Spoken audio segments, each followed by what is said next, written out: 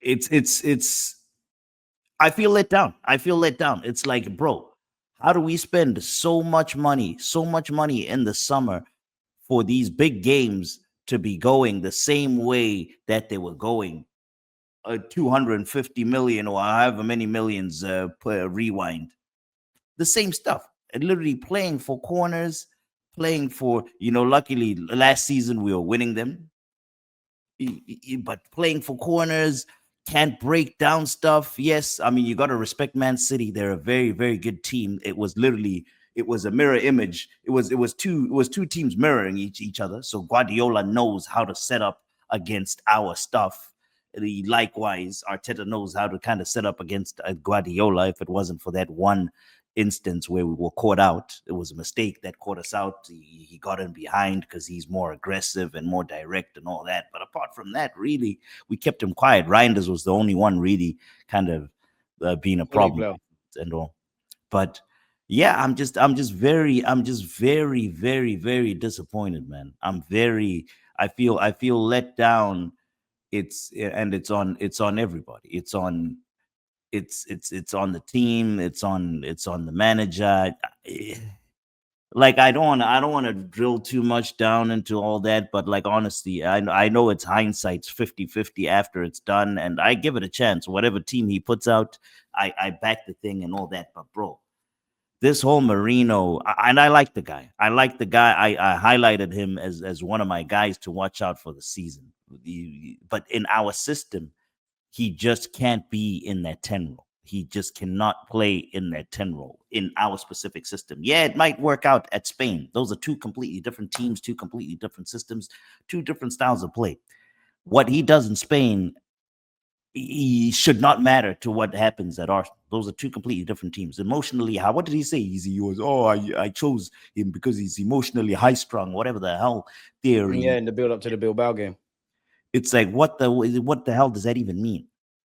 So it's just I don't know. Sorry, I'm just rambling all over the place Nah, because man, this is what we're I'm here for. We're here frustrated. to hear your thoughts. I've done enough I'm speaking. frustrated, bro. I'm frustrated. So the Marino midfield thing, Trossard, look, he's the one that does the whole. He does the whole. Oh, I split my team now. I see my team as a starters and finishes.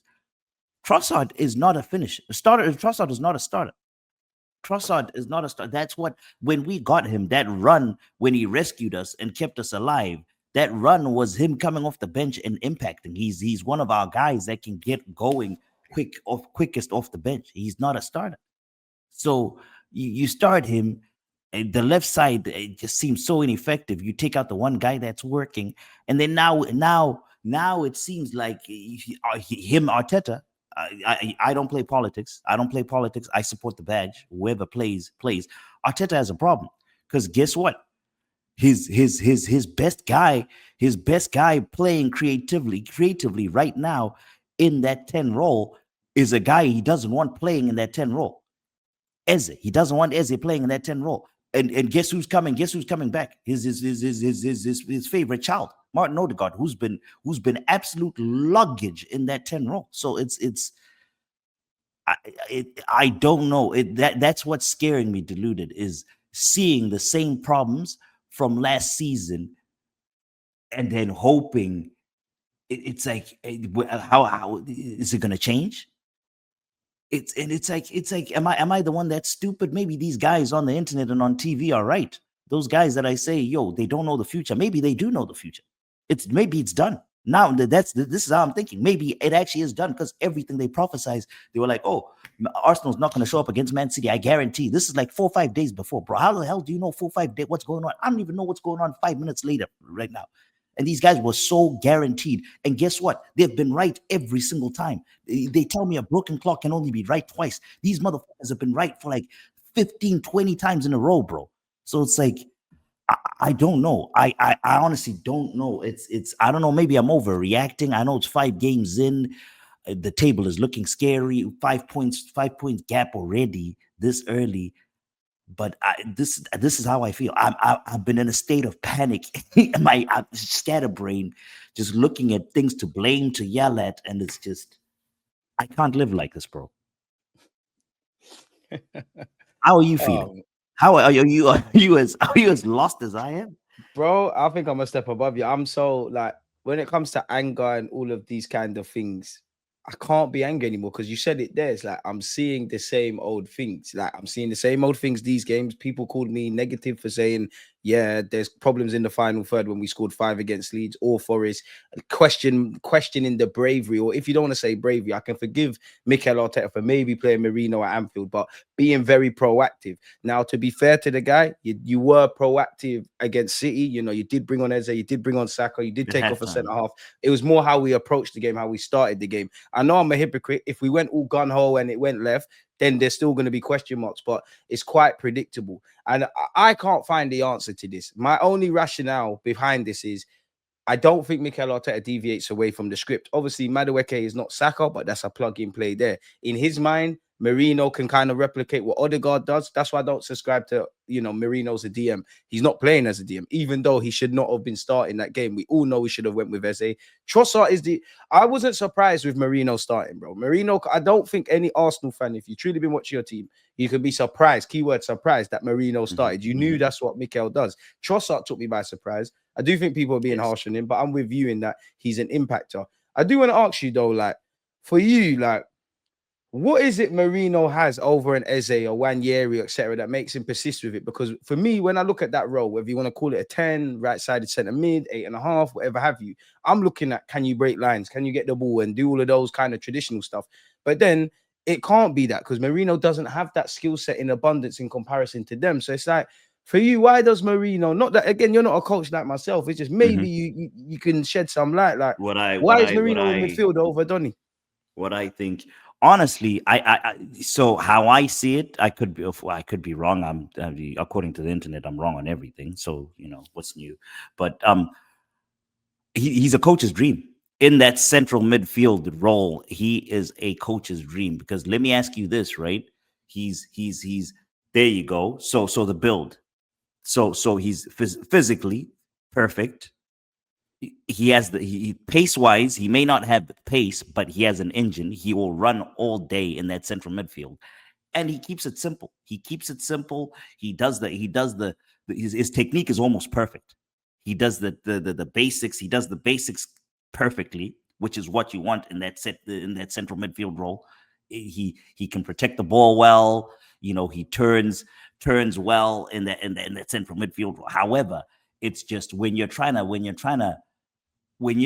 he's one of those guys that is you bring on when you're trying to control a game. You're up when you're playing him as a central midfielder. When you're up in a game 2-0, you're trying to see out you get a 2-0 lead early, He should 30 have been on the minutes into bench it. and come on for You bring Gyökeres him if you were on. seeing out the You game in want to an ideal see world. see out the whole game kind of thing. He's a tempo controller. So it's that's what he's good at. Unfortunately, and then also again striking the ball, very very good at striking the ball, and it's shown in the box, getting the goals and stuff like that. He's So good on the that's what final I actions think of gets. things, to be fair. What's up? He's good on the final action of things like box Yeah, crashing, in the finishing. He's almost he's like an he's enigma. almost clinical. He's almost clinical in the final third. I mean, I haven't seen enough of Gyökeres to say anything. I don't care about what he did at Sporting. It's what you do at Arsenal that counts. Marino's the one that I have a catalog of. Right now at Arsenal Football Club, our most clinical person in the final third is Mikel Marino. When he strikes the ball, it's at least working the goalkeeper at the bare minimum.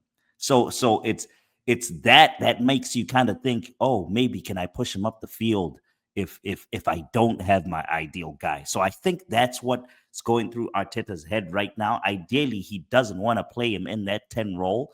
He loves Marino as a player because of the qualities. I mean, he's a very good player. He's a very good player. However, he's trying to plug and play him in that Odegaard role, having seen what he's done in the box for us and hoping that it works out. That's my theory. But he's not he's not a 10. He's not a 10. He's not a 8. He's not a 6. I think he might be a he might be a target man. I don't know. That's the thing, is he's just a very good footballer. He's a very good footballer. So it's tough when those guys, when the team ain't working, those guys are these are the guys you look at and you're like, all right, this midfield isn't working because of him. And it's tough. It's tough too because look what happens. You bring on Eze at halftime, and he's the one that changes the game with that pass. And that's So the that's thing. Like, if he went with Eze starting and everything I want to see, and it went left, I might be looking at it differently. But mhm.